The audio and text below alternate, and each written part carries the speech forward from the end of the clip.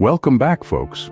Remember when we talked about the campus date rape campaigns of the early 1990s last time?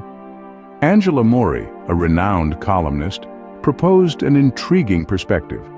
She argued that these campaigns were not driven by a genuine concern for women's well-being.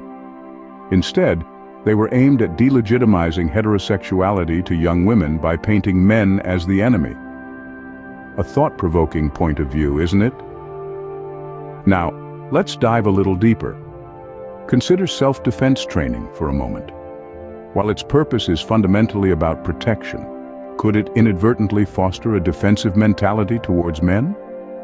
If young women are constantly being taught to be on guard, to be wary, does this not make trust and intimacy a challenge?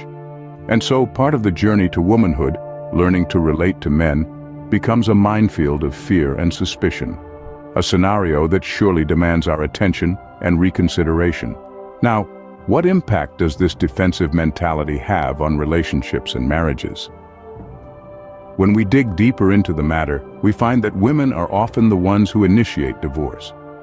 This action could be perceived as a reflection of their ingrained fear and suspicion. It's quite a conundrum, isn't it? There's also this curious phenomenon where some women seem more enamored with the idea of a wedding than the actual institution of marriage. They crave the celebration, the focus, the grandeur, but are they truly ready for the commitment that follows? Now let's consider the aftermath. These women, once they've ended their previous relationship, often face considerable challenges when they seek a new partner. The world of dating is no cakewalk, especially for a divorcee. Trust issues, past baggage, societal stigma. It's a minefield to navigate. Just imagine the predicament of a man dating a divorcee. Whose wife is this I'm dating? Moving on, let's talk about a characteristic that's becoming all too common: rudeness. Now, it's important to note that this isn't a gender-specific issue. Over the past half-century, we've seen a general decline in civility from both men and women. Conversations are becoming less respectful, interactions more hostile, and the sense of common courtesy seems to be dwindling. But let's delve a bit deeper. Some believe that a portion of this rudeness, particularly from women, may stem from what's known as female sexual utopianism. It's the idea that women can achieve a perfect, idealistic, romantic relationship, and anything less is unacceptable. This can lead to a sense of entitlement, dismissiveness, and yes, rudeness. So, with vanity, paranoia, infidelity, and rudeness, we're seeing some of the less appealing aspects of contemporary Western womanhood. This isn't to demonize or single out women, but rather to foster understanding and hopefully bring about change. So, where does this leave us? As we look ahead, we're faced with a landscape of relationships and marriages shaped by these trends.